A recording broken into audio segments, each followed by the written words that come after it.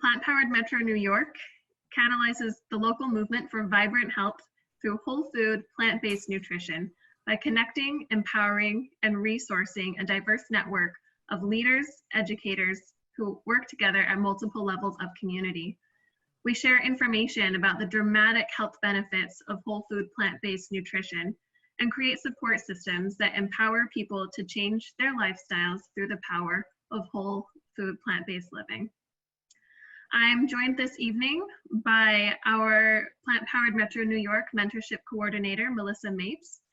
Melissa joined Plant-Powered Metro in 2019 as a mentor and became our Lifestyle Mentorship Coordinator. Tonight's event centers around the connections between obesity and whole food plant-based living. Our best protection from COVID-19 may lie in addressing the underlying conditions that can make this virus more dangerous. Obesity is one of those conditions. Obesity is one of the top comorbidities that makes a person more susceptible to both contracting COVID-19 and to having a worse outcome from COVID-19. Many people silently suffer with excessive weight gain and related health conditions. Choosing the right foods can help, and a plant-powered lifestyle can be infinitely more achievable than other diets that restrict calories or carbs. Throughout the evening, we'll hear from two physicians who will share some expert information with us. After that, we'll hear a story from one of our plant-powered members, and he will share with us how he was able to achieve weight loss on a plant-based lifestyle. After that, we'll have some time to answer your questions and share any points of discussion. Throughout the presentation, if you would like to throw questions into the chat box, feel free. We'll be monitoring that as well as we go. Our first presenter is Chef and Dr. Robert E. Graham. He is the co-founder of Fresh Medicine. Dr. Graham is a Harvard-trained physician, board-certified in internal and integrative medicine, a public health scientist, a TEDx speaker, and a food activist. Dr. Graham received his medical degree from the School of Medicine at Stony Brook University Medical Center and completed his residency in internal medicine at Lenox Hill Hospital. He earned a Master's of Public Health from Harvard University while completing 3 fellowships in general internal medicine, complementary and integrative medical therapies, and medical education at Harvard Medical School. One of less than 20 doctor chefs worldwide, he obtained his culinary degree from the Natural Gourmet Institute. A leader in the field of integrative medicine, Dr. Graham has prescribed food as medicine for over 15 years, has taught over 500 healthcare workers, mostly other doctors, how to cook. He created the first edible rooftop garden on a hospital here in New York City, and is the founder of Fresh Medicine, an integrative health and wellness center in New York City. FRESH is an acronym for their 5 ingredients for health: food, relaxation, exercise, sleep, and hormones. In 2020, Fresh launched an online school called FreshMedU, run by Dr. Graham and his wife, Julie. You can find them on social media at FreshMedNYC. Dr. Graham, the time is yours. Well, thank you so much, Bonnie, for that wonderful introduction. That introduction always makes me feel warm and fuzzy, but especially my mother when she hears someone introduce me. So thanks again. Hi, I see some new friends and old faces. So thank you so much for taking your time this beautiful evening and to maybe explore this relationship between COVID, obesity, addiction, and I think the need for better food. So I'm here in New York City. I've been in New York for the past, 7 months. In fact, I've been here all my life, but I've actually have experienced COVID firsthand. And I just want to start off by saying that for any naysayers or disbelievers, COVID is real. I've had the unfortunate experience of losing both friends and patients. And when I look back over the last 6 months on who has passed, it's really people that have had chronic diseases, particularly obesity. So today I will explore a little bit about this connection between obesity, chronic diseases, and COVID. please, feel free to ask me any questions. As most of you know who have heard me speak, I go through a lot of slides quickly. So hold on to your chairs and let's have some fun, okay? So let's start off by just some facts here. America is getting fatter, as you can see, about 40%. Now, the data has said that over 40% of adults in the US are obese. And in fact, I think obesity is the leading driver of this other epidemic that's happening concurrently with COVID, chronic diseases in America. Interrupt you. We're not able to see your slideshow at the moment. Oh, really? All right. So you saw this slide. America is getting fatter. So this is the big thing here. More than 50% of our adults have a chronic disease. And just to reiterate what chronic diseases are: heart disease, cancer, chronic lung disease, stroke, Alzheimer's disease, and diabetes, and chronic kidney disease. In fact, 40% of adults have 2 or more of these chronic diseases. And that's what I call the other epidemic. Concurrently, what's happening is that we don't have a really good quote unquote medicine. And all we do is just take more and more medicine for these chronic diseases, which again, are not saved, but there's no such thing as a silver bullet here. 7 out of 10 Americans are taking 1 or more prescription drugs, and over 50 million prescription drugs are filed annually. To me, this is atrocious when the research has shown that there is another way. And in fact, this is just an interesting slide how they all converge. So obesity on the left and severe course of COVID disease. And I'm gonna talk a little bit in the next couple of slides on severe course of COVID, which means it's not the people with the sniffles and quote unquote like the flu-like symptoms. I'm talking about people that have found themselves in hospitals and ICUs on ventilators. So you can see here on the left, obesity, obviously we talked a little bit about comorbidities associated with them, cardiovascular disease, diabetes, and kidney disease.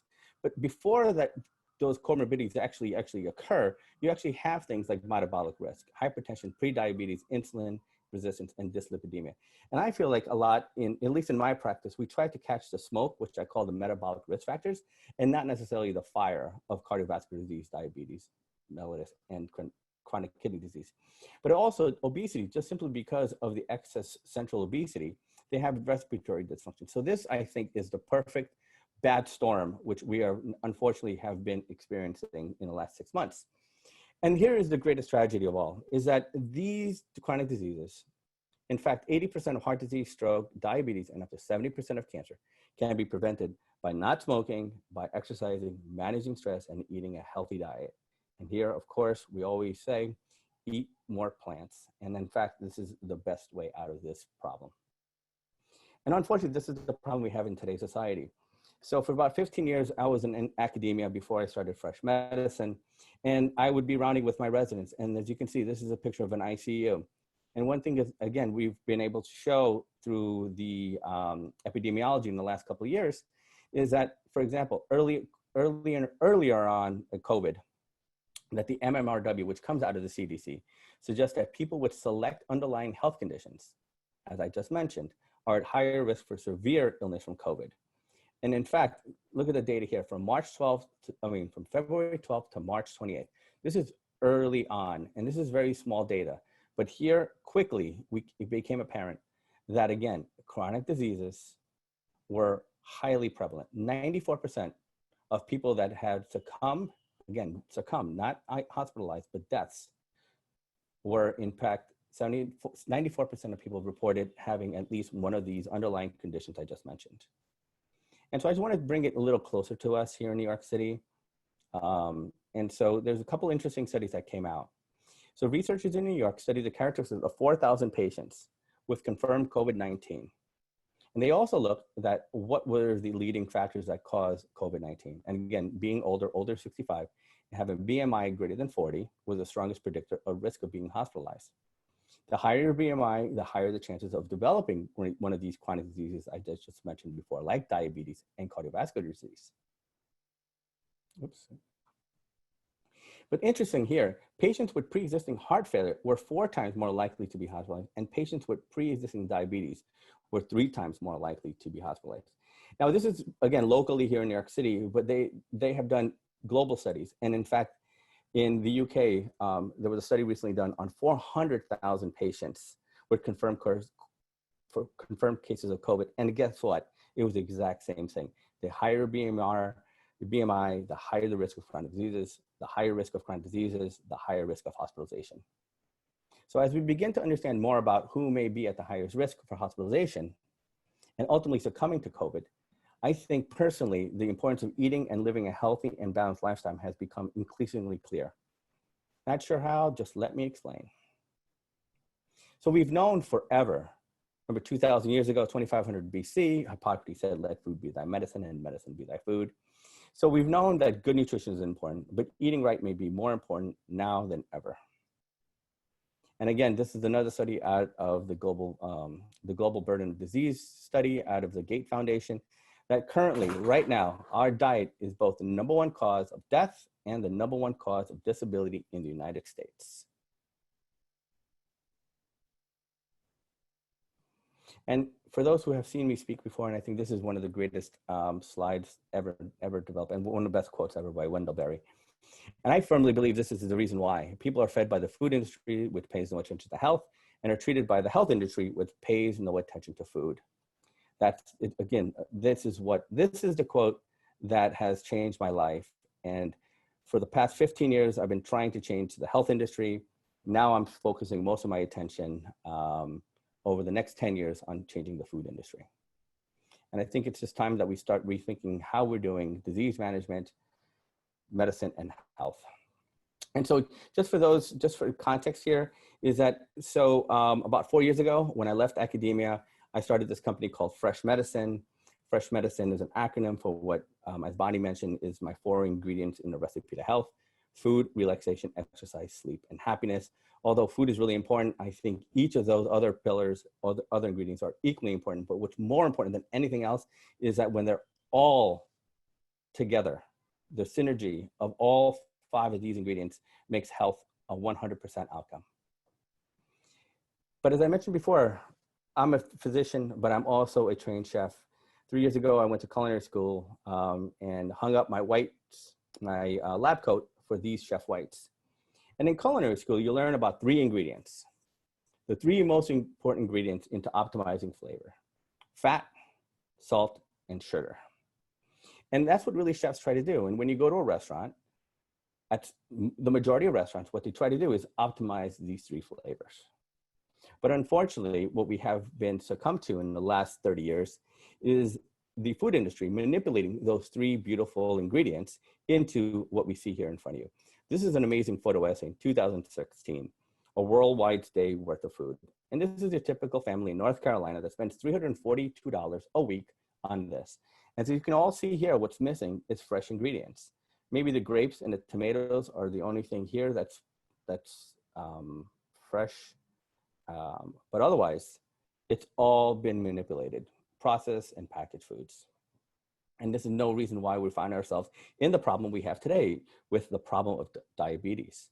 Again, 63% of our calories come from processed foods, only 12% from plant sources, and 25% from animal sources. And this is why they call it a standard American diet, SAD. And this is, again, what I want to talk about next couple of slides is just the power of the food industry and the manipulation of our brain chemistry with regard to addiction. Because I know many people try to adopt a different sort of lifestyle and or dietary choices, but then are hung up with the fact that I can't stop the craving for something else. And Michael Moss, a winner of an amazing book called Salt, Sugar, and Fat, really takes us along the road and has really proven to the fact that we are literally victims of the food industry manipulating salt, fat, and sugar. And then, of course, we have the Dorito Effect, the #1 most addictive thing, according to science. And here, what they talk about, Mark talks about, is how not only they manipulate those 3 ingredients, but how they manipulate your brain chemistry to actually crave the flavor. And therefore, that's the reason why you just can't have one. And this is an interesting study here, an amazing expose again by Time, The Science of Addiction. And here I just want to focus on one study done on the frontiers of psychology. And really the connection is, the question is still debatable or controversial. Is obesity a food addiction? And in fact, if you actually ask patients who are obese or overweight, to define what their addiction is, in fact, about 30% describe themselves addicted to food based upon the classical definition of addiction. And again, going back to the Dorito Effect and Michael Moss's book, foods rich in fat and sugar can supercharge the brain's reward system. And again, The reward system is really neurochemistry and neuropsychology and neuroimmunology. And its fact is that fat, sugar, and salt, when they are optimized and manipulated, they actually make you feel good. And that's what they talk about, the neurotransmitters of dopamine, serotonin, and endorphins. And in fact, the fact is this, that the more someone eats, good or bad, the more he or she wants it. Now, the problem with good food, according to science, is that it doesn't stimulate those receptors as much. And that's why I think personally that we have to go back into the kitchen and start cooking your food so that you can optimize your own feel-good neurotransmitters through the power of cooking. And here's a great slide. Highly palatable foods, rich in high sugar, fat, and salt. But I would also argue that not just sugar, fat, and salt, but also the manipulation of what I call culinary diversity and the use of herbs and spices can increase your dopamine, which makes you feel better and satisfied, and then gives you this sense through your hippocampus, the memory of experience of something that is rewarding. So it is a vicious cycle if you look at it in the negative, but I firmly believe that you can also manipulate it to the positive. And I feel that by cooking your own food, particularly in the beginning of this process, will really kind of stimulate these highly palatable foods, the pleasure and satisfaction of eating once again, healthfully. I want to touch upon this. This is another talk I would love to talk to you guys about, but obesity is multifactorial. You know, you have things like stress, sleep disturbances, medical factors, suboptimal nutrition. And some science has shown that through personalized nutrition, we can actually see that people who are obese are malnourished because they do not have the micronutrients that are needed for a balanced diet. Again, environmental factors, social cultural factors. What I find fascinating, about 70% of my practice, is looking at the immune relationship between your food, the environment, and your GI system, the microbiome, lack of physical activity, and epigenetics. As you can see, what we try to do through our model, Fresh, is really optimize all of these ingredients. But for those who have been my patients, understand how focused my practice is on gut health. I find it fascinating because it really touches on all of these 6 other modalities. And I have found that once you manipulate the gut microbiome, everything else changes. And the greatest manipulator of it is our diet. And this was an amazing study done by Nature, published in Scientific America. That this is a classic study of how a microbiome can change with just in 3 days. You take someone from a standard American diet, the SAD diet, and put them on a whole food plant-based diet for 3 days, and the entire microbiome changes. Once you change that microbiome, the whole metabolism of the patient changes, the digestive system changes, their allergy systems changes, and then you could argue that autoimmune reactivity also changes because 80% of our immune system is in our gut. And so how can you not think that there's a correlation between our immune system, what we eat, and COVID? And as I start wrapping up here, I just want to focus on one of my mentors here. And I think he said it best. The transformation to a healthy diet by 2050 will require substantial dietary shifts. Global consumption of fruit, vegetables, nuts, legumes will have to double. And the consumption of foods such as red meat and sugar will have to be reduced by 50%. A diet rich in plant-based foods and with fewer animal source foods confers both improved health and environmental benefits. I often have been quoted saying, what's good for you is good for the planet. And I just want to finish here by saying one of my classic things that I've talked about for about 15 years. And I just never knew how I could do this. So we talk about food as medicine, but until food is treated as medicine, we will never actually get to that point. And so that's why I've been focusing a lot of my time in the past 3 years in this evolving field of medically tailored foods. And so when you think about food as medicine, we think about prevention. And I think this is what it is. Healthy food for those who are malnourished or food insecure. Medically tailored food for those with chronic diseases, as I mentioned before. But then looking at food as medicine as treatment. And so I'm really proud.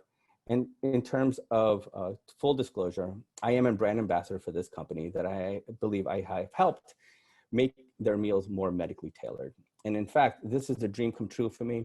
I never thought in my wildest dreams that I actually would be designing meals that have been reviewed by a registered dietitian, designed solely to improve health outcomes, lower costs, and increase patient satisfaction. Because simply what I believe is that good food is good for you, but if it doesn't taste good, you're not going to eat it. And particularly when it comes to vegan foods. So I'm really proud of my line of foods here at Performance Kitchen. If you guys want to learn more about it, as you can always email me. But something to keep an eye out, particularly as you're making transitions into more of a plant-based lifestyle. And so in conclusion here, it's easy. Populations that eat more of 5 servings of fruits and vegetables per day live longer, have less heart disease, stroke, and cancer. And as I always show in my talks, these are just not opinions. It's based on science. And I'm just sharing with you 2 recent studies that have proven to you all, hopefully will prove to you all, that this is a randomized control trial, the highest of all evidence, using whole food plant-based diets in the community for obesity, ischemic heart disease, and diabetes. And guess what? It led to significant improvements of all 3 key risk factors. Again, greater research is needed, but weight loss at 6 and 12 months have been proven. Number 1 cause of death in our society today is cardiovascular disease, not necessarily COVID in terms of longevity, but again, plant-based diets are associated with lower risk of incident heart disease, cardiovascular death, and mortality, as well as all-cause mortality in general population of middle-aged adults. So my prescription to you when it comes to food is simple: eat more plants.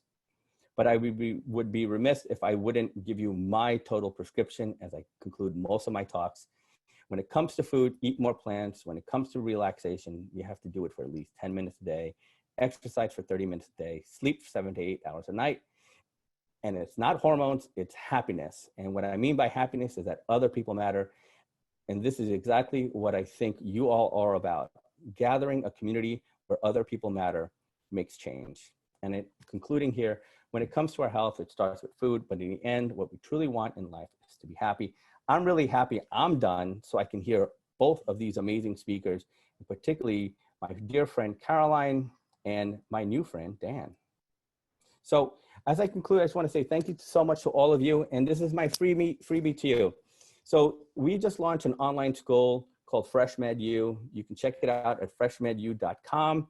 But if you actually take your phone out and you take a picture of this QR code here, we actually just launched a free guide or a free session, a free course called the Free Guide to the Fresh 5, Your Simple Recipe to Health. I hope all of you enjoy it.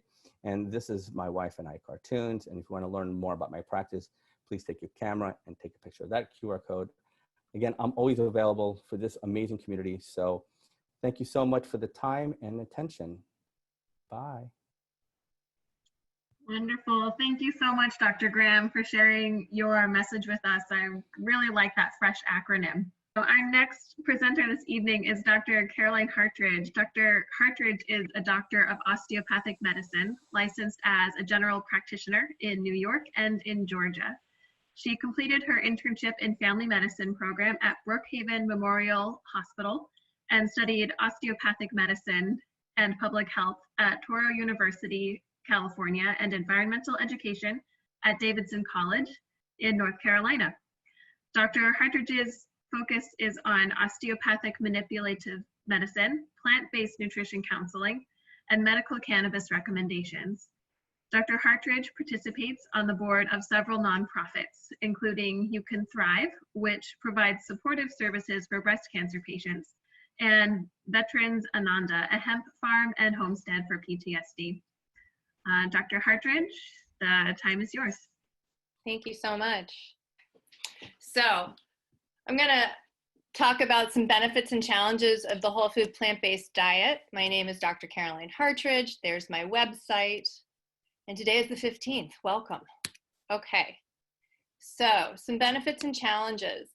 Obviously, as Dr. Graham spoke about, the benefits are numerous. There are books and whole areas focused to these. But the one I'm going to focus on for our little chat is dramatic weight loss and some mental health benefits. And some of the challenges we're going to address are the mental health or perceived barriers.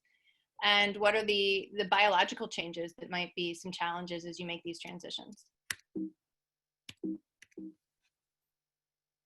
Okay, so weight loss.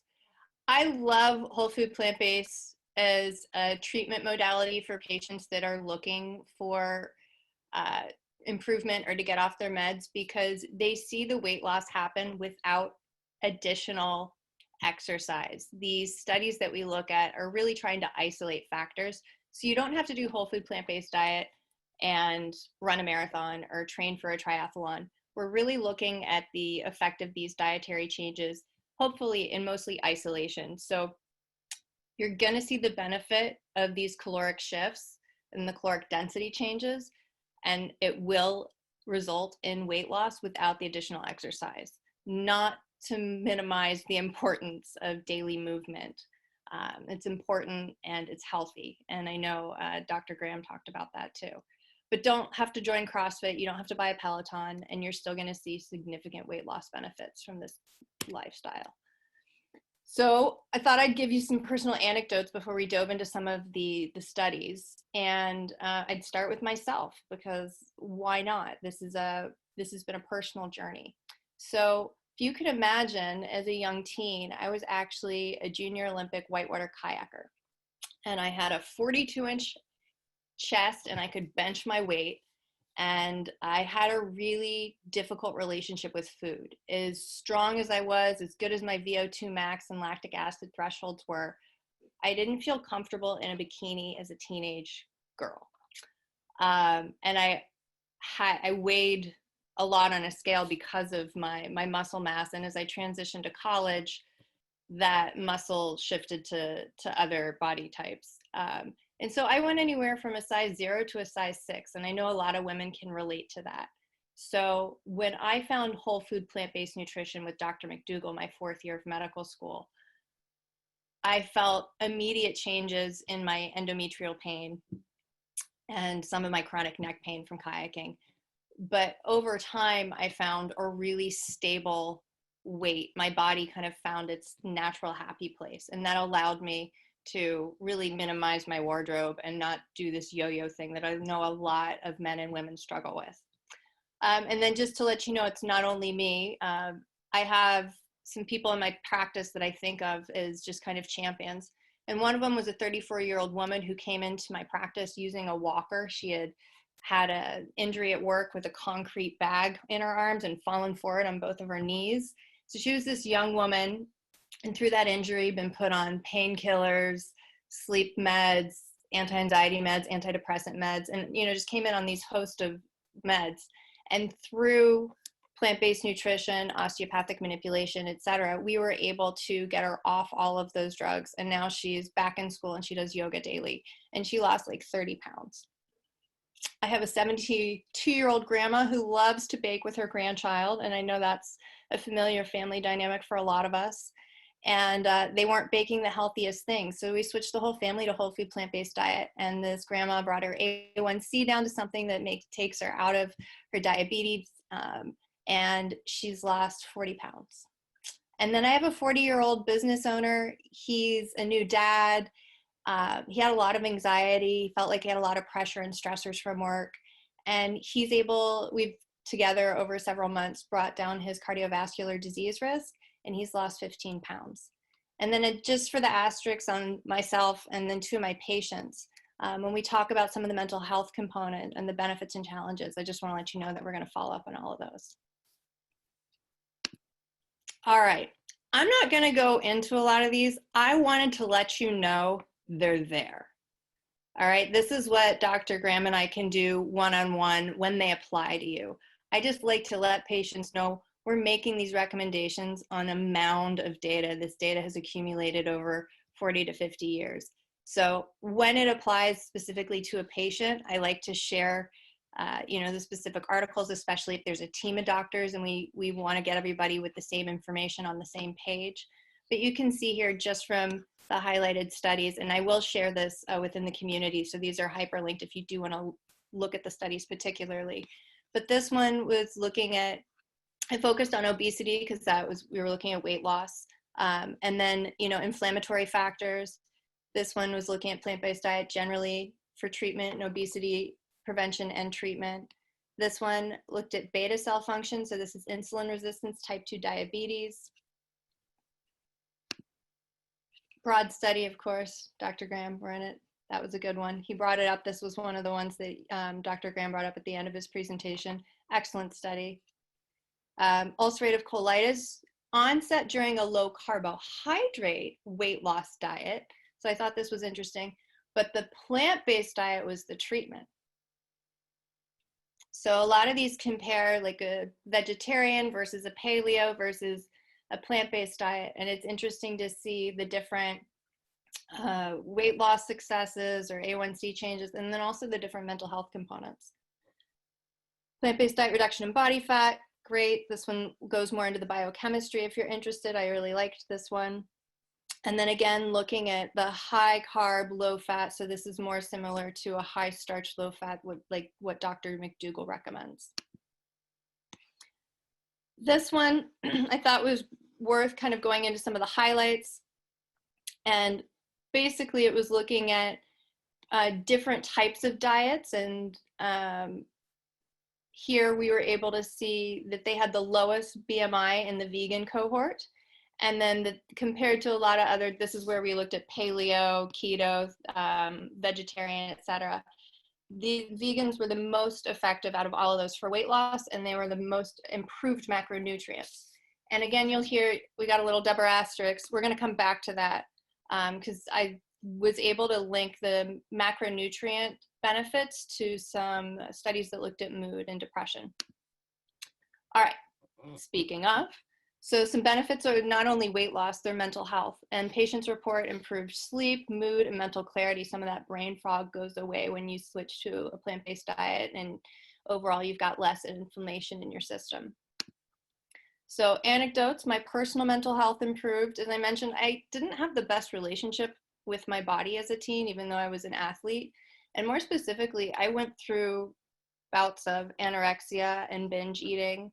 And it took a lot of time and therapy to find the root of those. And then ultimately, living a plant-based lifestyle has really healed my relationship with food. It's allowed me to listen to my body and understand what types of foods I want and when. And it's been the first time that I haven't been looking at food from a deprivation perspective of what I can't have. I look at all the things within the plant and plant-based food world that I can eat. So personally, eating plant-based has really healed my relationship with food in a mental health perspective. And then patients, I wanted to bring you back to the 34-year-old female. She had a lot of anxiety and depression that was associated with the pain, and then also was really uncomfortable with her body image, and it was affecting her intimate relationships. And adhering to a whole food plant-based lifestyle over a year, 2 years, she's been able to get off all of her anti-anxiety and depression meds and is in a really different place with her body image and with her intimate relationship. And then again, with my 40-year-old male, he's been able to use a combination of whole food plant-based diet and medical cannabis to treat his anxiety symptoms. And again, we do a lot of talk therapy. So these things don't exist in a bubble. They're not all one magic pill, but together, all of these things can really change people's quality of life. Some more studies that looked at some mental health benefits. Again, just some highlights here, comparing the vegetarian, vegan, paleo, gluten-free, and then weight loss dietary patterns. The weight loss dietary patterns had some pretty negative mental health, and it was the highest with like people reporting eating disorders or negative emotions around eating, whereas vegan had more positive emotional eating, fewer food cravings, fewer eating disorders, less negative effect. And again, looking at mental health benefits, this was specifically with women's relationship to food, and they reported a change in body image, so kind of this emotional relationship to food, a change in their mental relationship to food and how they thought about it. And a lot of people reported learning more about where their food came from, and that inspired behavioral changes in their relationship to food, either getting more involved in farming or even in policy. So this was a really interesting article I recommend if you're curious. And then the antidepressant foods, we're going to do a whole new slide on it. This was some cool stuff. So these are the macronutrients. There were 12 different macronutrients they looked at over here. Not going to read them, but you guys can. And then I thought it was interesting because, you know, they always give the highlights or the key points in these abstracts or summaries. And they said, they started the last sentence with the animal-based foods that were higher. So it made me think in the way they presented the data that the animal-based foods had more than the plant-based foods in terms of all of these macronutrients. Not the case. So these are the animal foods. These are the plant foods. The highest animal food, 56%. The highest plant food, 127%.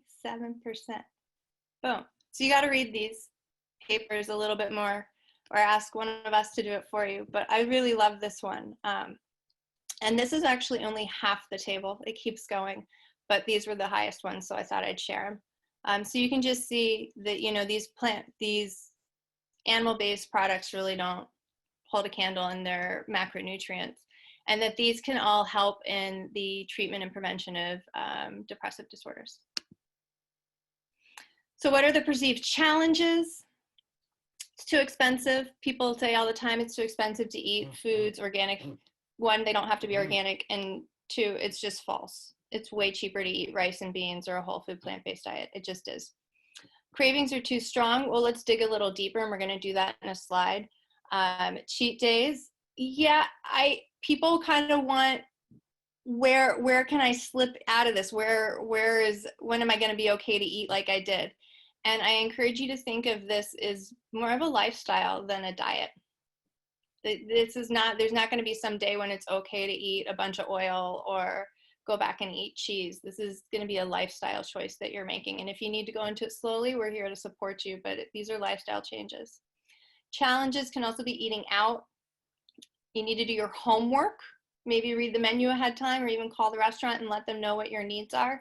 And don't be afraid to stand up for yourself. You know, you need to unapologetically let either your server or the people you're with know that this is how you're eating now. Socializing, be prepared, bring something to share. This can be a really cool thing to do. All right, so if you're not familiar with the pleasure trap, you need to become familiar with it in terms of helping people through their biological addiction to processed foods and sugar, and that there's going to be almost like a detox as they exit out of their previous eating habits into a whole food plant-based diet. And it doesn't mean they're weak. It doesn't mean they're bad. These are biological changes that your body goes through. And you can resume baseline. You can come back to your health. You just might have to go through a little bit of discomfort. And I think understanding that discomfort, as Doug Lyle goes through so well in this book and their YouTube videos, if you don't want to read it, it really gives some grace as you go through the process. And just so you said, dairy and sugar, they are addictive. Dairy can be more addictive than heroin in animal models. Detox, it might feel worse before you get better. You might go through a rough day or two and it's okay. You're going to come out the other side. And inflammation can present itself as brain fog and irritability. And again, these things will improve. And just know that you're not alone, that these are predicted. So in summary, the data is with you for weight loss and the mental health benefits of the whole food plant-based diet. This is, as I just said, diet. This is actually a lifestyle. You can describe your diet as what you eat, but these are really lifestyle choices.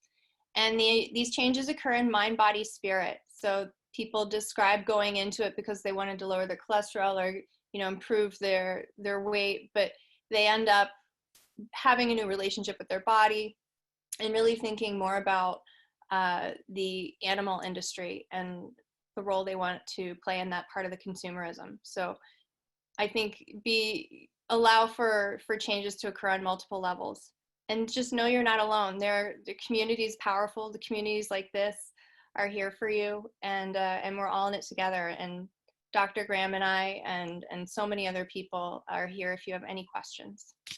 So I'm here with love. I've been through the process. I'm still going through it with you. And if you have any questions, you know where to find me.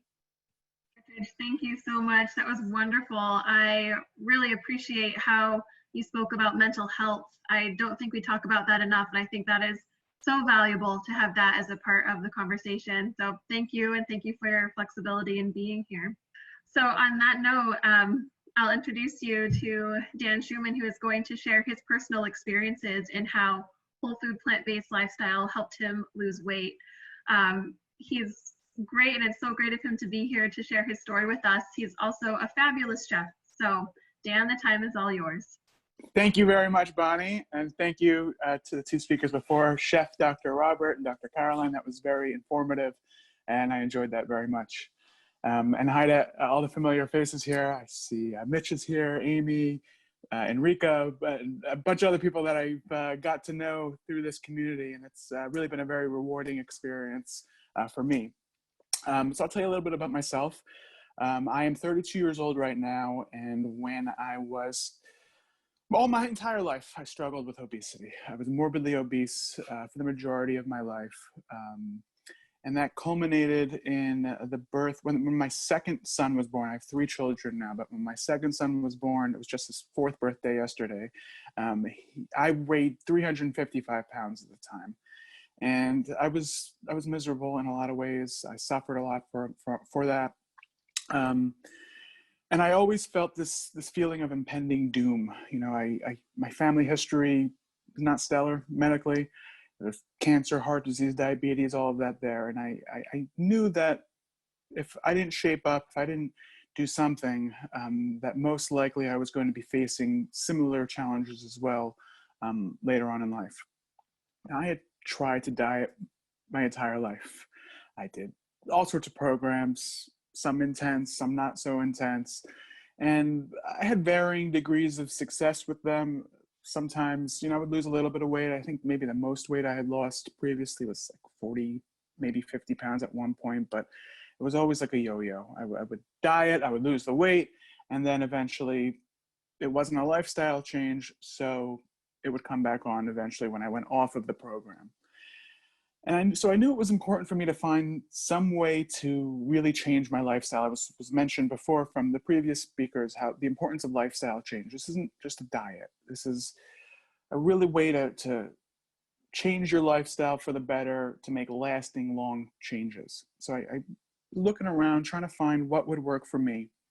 And my dad actually, thankfully, went to his primary care doctor. He was obese at the time, not nearly as obese as I was, but he had some weight to lose and he had some health issues because of it. And his primary care doctor, Dr. Neil Zukov, I'm always going to plug him because I'm just so thankful that he recommended this to him. He recommended the book Eat to Live by Dr. Joel Fuhrman. And you know, he had told me about it at one point, and I was very skeptical. I didn't buy it right away. I don't think I wanted to buy it right away. I flipped through it a little bit, but I was like, I can't do this. And eventually though, but once my son was born and I really was scared, I knew I had to do something. I had to leave. I wanted to be here now for my children, to be able to play with them, to be involved in their life as much as possible. But I also, you know, I knew there was a fear of not being around any longer. And you know, I was really playing with fire. So I decided to really make that commitment to do. I knew I was going to do something. I didn't know what, but I knew it was going to be absolutely something. I was going to do it, and I was going to really commit to it. I decided to give the book another shot, and I sat down and I read it, and I read it in about a day, and it made a lot of sense to me. You know, it wasn't just you know, it was backed by science. It was evidence-based.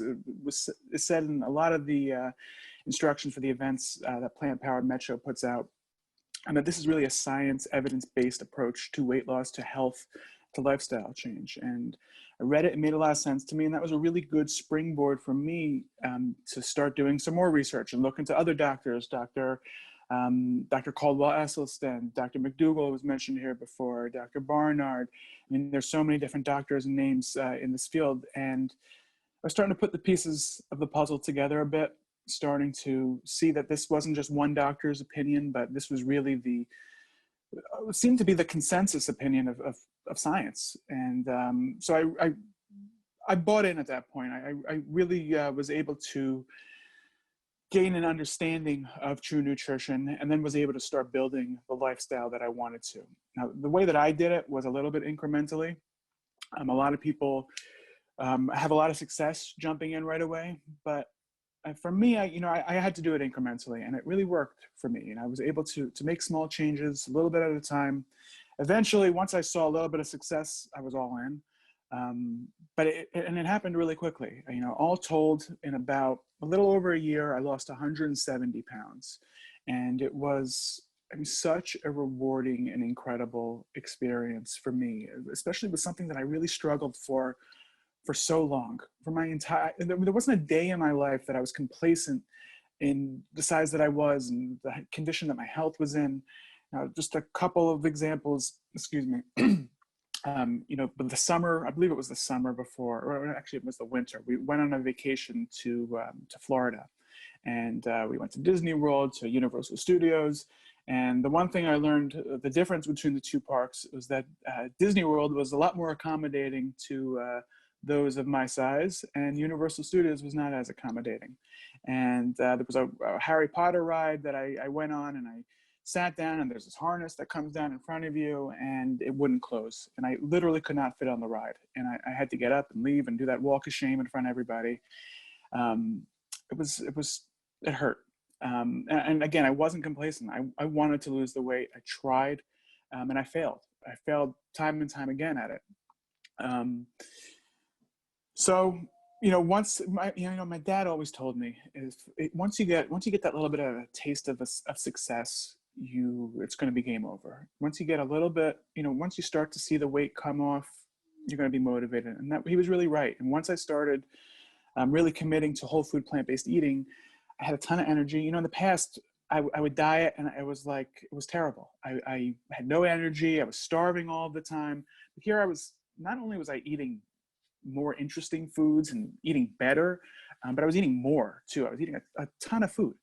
My meals were tremendous, and I was full, and I'd wake up the next morning and I feel great. And I soon started to be motivated to exercise. A line that I say sometimes, I may be parroting this from one of the doctors, one of the books that I've read, but the food that we eat, we shouldn't exercise to make up for the food that we eat. The food that we eat should make us want to exercise or want to be active. And that really was very, very true for me. The more that I was successful at this, the more that I ate foods packed with micronutrients, the more I wanted to get out there and do something. I started biking a little bit. I grew up on a bike. I loved biking. I grew up in rural Pennsylvania. I was always outside biking with my friends. And at one point, one of my diet attempts, I bought a beach cruiser bike. I live in Far Rockaway in Queens. And, I live a few blocks away from the ocean, and it's beautiful. And I said, okay, this will be my exercise. I'll go out in this beach cruiser and I'll start biking. And this was before I started eating whole food plant-based. And I was tremendous, and I couldn't move. I couldn't get 10 feet on the bicycle on the boardwalk. And that was such a shock for me, because that was always a thing. Oh, I'll just be able to bike one day. I'll be able to do that. I'll be able to get back to biking, and that will be my exercise, and I'll do that every day, and that'll make up for what I eat, and I'll be all right. And I couldn't do it. I couldn't move. It was so disheartening for me to not be able to do something that I thought I was capable of doing. But then once I started being successful, once I started losing a little bit of weight, eating all those great foods, I was able to get back out there again. And very quickly, it was something that I wanted to do every day. I would get out there like, for a half hour in the beginning, and then soon that turned into hours at a time. 50, 60 miles at a time on a Sunday morning is not a problem anymore. I hope to do even bigger bike rides in the future. And I started running. I eventually started going to a gym a little bit, lifting weights a little bit. And it was unbelievable, the amount of energy that I had, the amount of success that I was able to see as rapidly as I was able to see it, and without suffering. That's the big key for me. I knew that if this was going to be gritting my teeth every day and muscling through it, it wasn't going to work for me. I really needed, again, to hopefully not to beat a dead horse too much, lifestyle change was what I was after. And this is what I found in this. And it was such a rewarding thing. My neighbors would see me, people who I never spoke to before, would see me losing weight, and they'd start cheering me on. everyone wanted to know what I was doing and talk. I became like a local celebrity on my block a little bit. I started an Instagram page. I started putting up my foods that I was cooking, and people followed and people loved it. And I gained a much greater appreciation for food. Food was always something I cared about, something I liked. I always wanted, I'm the one who cooks in my house. And so that gave me that leg up, was to cook your own food. I believe it was Dr. Graham was saying in the beginning how important it is for us to be cooking your own food. And that's one of the big pieces of advice I give to people. Whatever way you want to approach lifestyle change, I think pretty much everyone would benefit just from cooking their own food before anything else. When you're involved in that process as much as possible, you understand what's in it, and you build a relationship between you and the foods that you're eating. When I started my Instagram page up, I wrote, follow me as I gain an appreciation for food and for life. And it really was very true. It was like this self-affirmation for me. And, the amount of new foods I tried, I just had something tonight new that I never had before. I made mushrooms and grits. I never had grits in my life before, but I saw a video on YouTube of Chef Sean Brock showing how he made grits. I'm looking at it, I'm like, oh, I think that could be a whole food, plant-based food. I think I can make that work. And it was delicious. I actually turned off my video in the beginning because I was eating it and everyone would have to stare at me, eating too much. But it was amazing. And like, I'm getting all of these new experiences. And it's been so enjoyable for me, and so much fun. And I just, my message to everybody is this is attainable. This is something that anyone can do. Obviously we're all different, but there's, you owe it to yourself to look into this, to try it, to get involved in the food that you like, in the food that you want to eat. Have that part of your life. Go to a farmer's market, go to a farm, go out there, go foraging.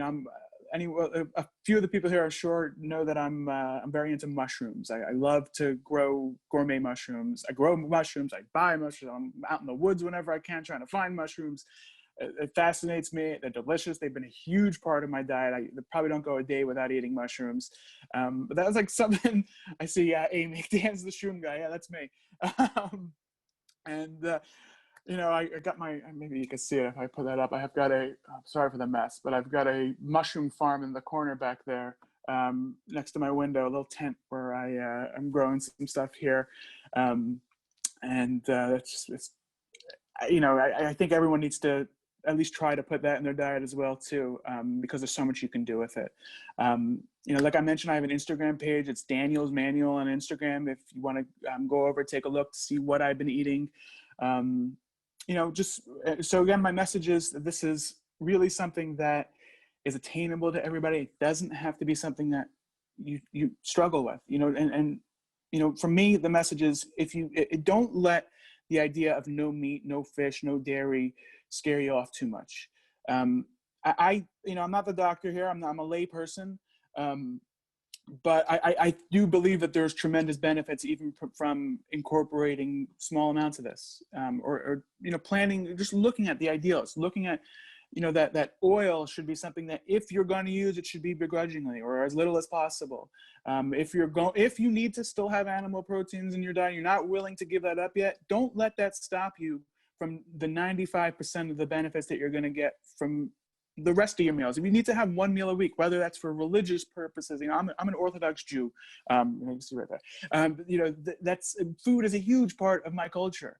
And it's been a big fight these past few years, but thankfully it's been great to meet new people. Amy, who's in here tonight, Amy Mosery, has a WhatsApp group that I joined. I don't even know how long ago now. It's now with the pandemic, time is a blur. But to be able to meet like-minded people around me, and especially people in my culture who also are interested in this and doing this, it's been such a great thing, because there was such a long time I was alone, very much alone in this. And just another example, about a year ago, or maybe even 2 years ago at this point, I met with a nutritionist in my area. And a friend of mine was dealing with ulcerative colitis, and I was trying to help him out a lot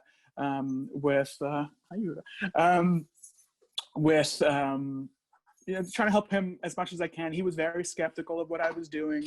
And I went to meet with him with a nutritionist, and this nutritionist was very, very skeptical of what I was saying.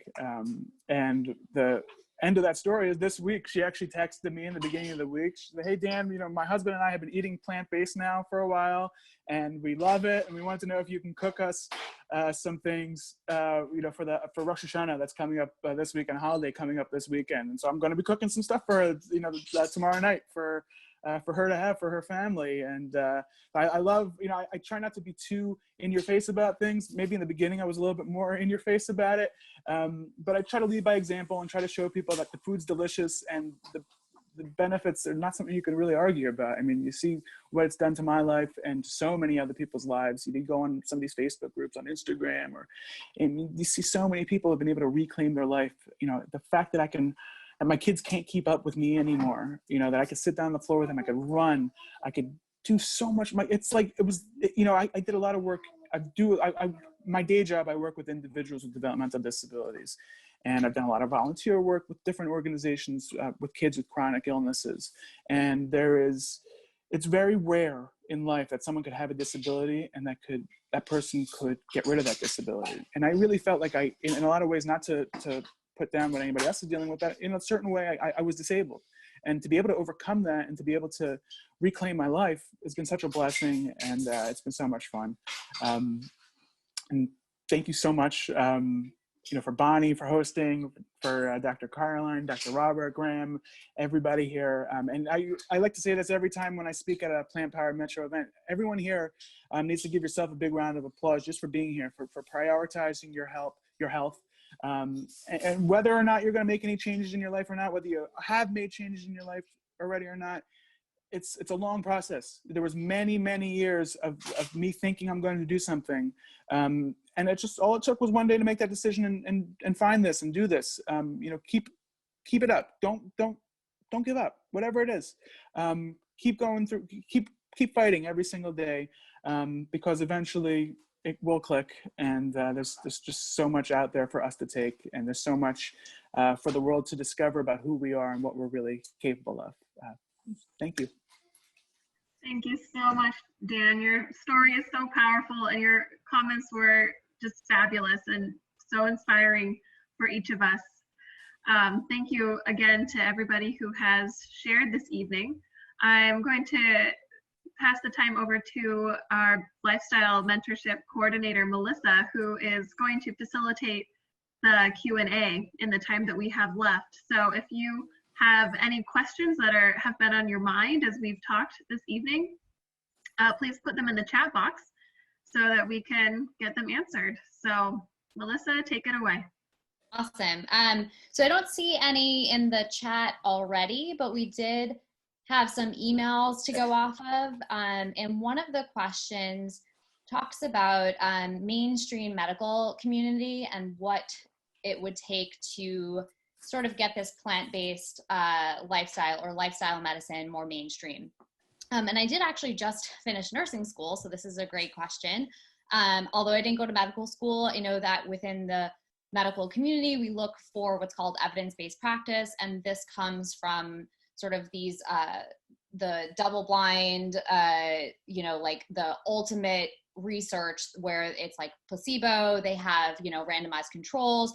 There's a standardization that is required for something to become like mainstream, for example. So in nursing school, it was a little bit better than when I had gone to school for my first degree, which was over 10 years ago.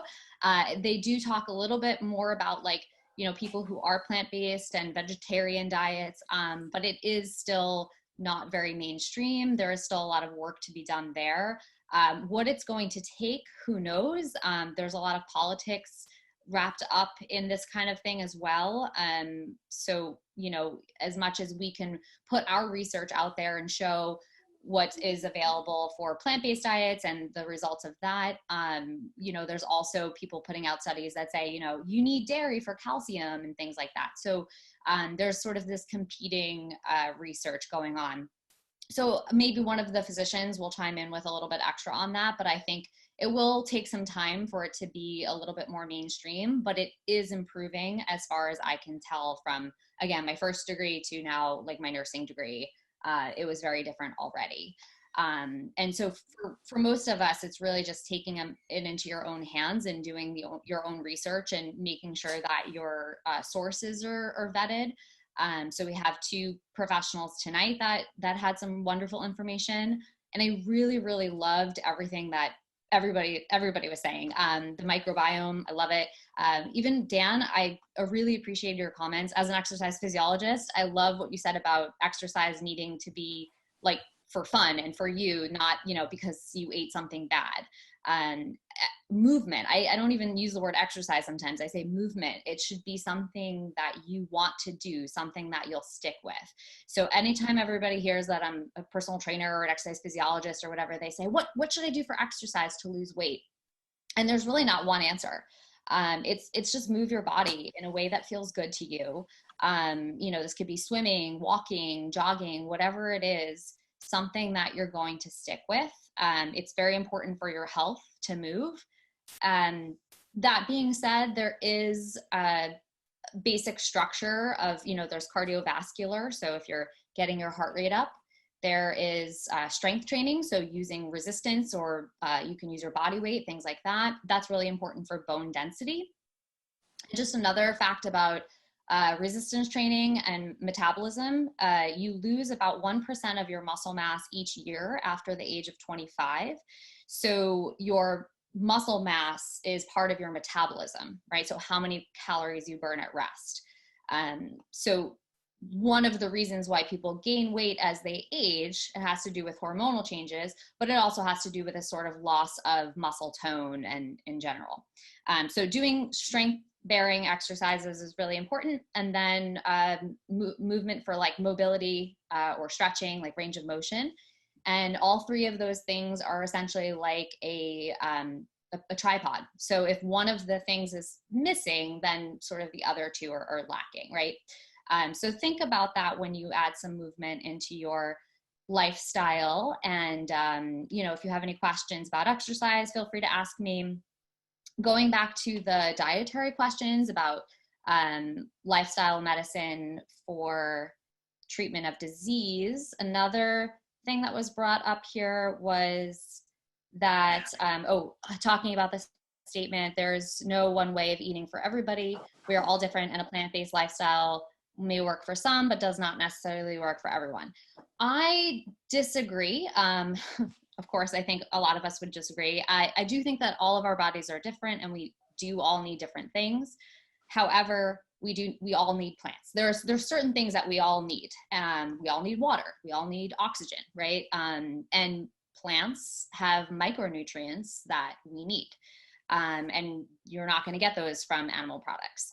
And of course, the research does show, they put a bunch of studies up tonight, really good studies that showed, people who eat more plants are healthier. They have less chronic disease, cancer, things like that. So while something different might work for everybody, overall, humans need more plants than animal foods, right? So it's kind of a yes and no situation. And we didn't get too many other questions. I mean, I guess we can bring the question about what would it take for medical schools to dedicate more time to studying lifestyle medicine and nutrition. Maybe one of the physicians has something to say about that. Oh boy, this is another 2-hour controversial talk. As some of you know, some of you actually have seen me as patients. Like I said before, I've been in academia trying to bring lifestyle medicine back into medical education. And really the premise that my whole career has been is trying to bring food back as a primary tool for all health conditions. I totally agree. I think everyone needs to eat more plants, number one. Number two, the studies are out there, from an evidence-based point of view, as Dr. Caroline mentioned, focusing on plant-based diets, but there's also diets strategies that have been proven, like for example, low FODMAP diet, excellent diet for patients with IBS, 84% clinical improvement. DASH diet, about 75% improvement for people with hypertension. So there are dietary strategies for most chronic diseases that are out there. Unfortunately, when it comes to medical education, similar to general education, is that where does it fit in? And that's really a big problem, right? And I think it's a big conversation to have on how medical education is funded, who teaches at medical schools, how teachers are selected at medical schools. And I think once you start peeling back the code of the medical education system, we are not likely to see the day, at least in the next 20 to 30 years, that this sort of lifestyle as medicine will happen in medical schools. But what I find fascinating is that the people want it. And my goal has been trying to introduce it into graduate medical education. So you may not get it in medical school, but once you get out of training and you decide what type of doctor you want to be, pediatrician, OBGYN, internist, that's where you actually have more ability to do it. One of the things I'm really proud about is starting a movement about 8 years ago, one of the fathers of it called culinary medicine. Really taking doctors out of kitchens and other health professionals and teaching them how to cook in culinary schools. And this is where we all have a responsibility as a healthcare provider to look for these courses like lifestyle medicine, culinary medicine, where we actually find the tools that we want to offer our patients. And I think, you know, there's one or two chefs on the Zoom meeting tonight, and I think chefs are also hungry for change. I think one of the things that I'm really happy about is that spending most of my time now in the food space, about 50% of my time I spend in the food space. And I think that's going to change. I think it's going to change how we feed people in America, because once the economic model for healthier foods become viable and economic, guess what? More chefs and more restaurants are going to be offering this because we demand it. And so medical school, same old thing, big system, food system, more economically driven to bring back consumers that want healthy food. So I think in the next 5 to 10 years, we're going to see greater shifts in the food system instead of the medical system. And I can say that both as a chef and a doctor, but my doctors are slow to learn and slow to change, but I think our chefs are more ready to change. So I think we have time for one last question. Dr. Graham, there was also a request if you could put up your last slide again with the QR codes. So everyone can I try to do that? Yeah, if you just want to do that, we can take one last question, which is from Rona. Can we get at least one favorite recipe from each representative? Is that it? You got it there? Yeah, thank you. It might be hard to share an entire recipe in the chat box, but if maybe you could each give a quick suggestion of your current favorite recipe, something you're really loving right now. I'm happy to share what I made just before the call. I love mashed potatoes. I love potatoes in general. So an easy, no oil, no fat recipe for mashed potatoes is boil your water, but save that starchy water after you boil your potatoes. And then you can use that to incorporate back in. And I had some garlic cashew cream cheese that I used to kind of make it creamy. And some herbs from the garden, so some rosemary that I boiled in the water. And so there's some really easy ways to not incorporate oil and still get creamy, starchy, yummy, satisfying things. And I made that with just some roasted veg, tomato, and squash and onion.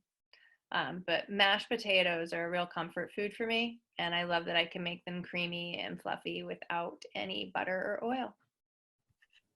I also love potatoes. I love sweet potatoes specifically.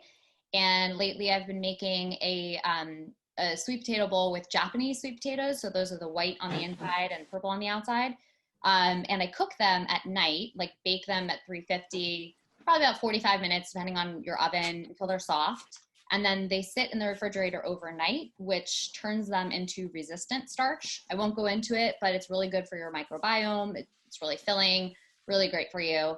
In the morning, I take it out of the skin and then put it in a food processor with a little splash of almond milk, vanilla, cinnamon, and a little bit of almond butter, and then just kind of like mush it together in the food processor. And it's like creamy and sweet, but there's no sugar, and there is almond butter. So I don't know the fat, but it comes from almonds. So I feel like it's okay. It's plant-based, but it's amazing. It's a great breakfast. Good way to start the day.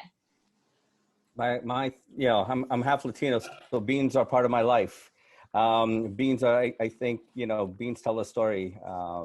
And so simple, 1 pound of dried black beans cooked over, soaked overnight, 8 cups of veggie stock, half a bell pepper, a bunch of cilantro, 1 onion finely chopped, 2 cloves of garlic. I throw a bay leaf, a little cumin. And the secret ingredient in my beans is kombu. Kombu is a Japanese seaweed. It brings a lot of salt flavors to it, as well as some minerality to it. You put it over a pot, or I do it in my pressure cooker for about 15 minutes. Voila, we just had it yesterday. So I'm happy to share my mom's Irene's Mean Beans. That's my favorite. Kombu is great. I use it all the time. I would be remiss if I didn't say something about mushrooms. I shall show you real quick. I went to grab in the kitchen. This is an oyster mushroom. This can be made if you in your old life were a steak lover. You take this in a hot pan and you take another pan on top and you press down on it and flip it a couple times. It gets so close to that old consistency of a steak, and it's such a significant thing. I saw there was a message of questions for food for Rosh Hashanah, for a holiday. This is totally something that would totally shock and wow all of your guests. You could make I make a homemade barbecue sauce out of beets. I'm happy to share my recipe with anybody who wants. Feel free to reach out to me afterwards on Instagram, or you can get my number out. If you guys, Bonnie, I'm pretty accessible. This is also a king oyster mushroom. I'm a huge fan of these. These you can shred with a fork. There's so many different ways that you can cook these, but you could just saute these down in so many different ways in whatever type of cuisine you want to do. If you want to do Middle Eastern cooking, you could turn it into like a shawarma.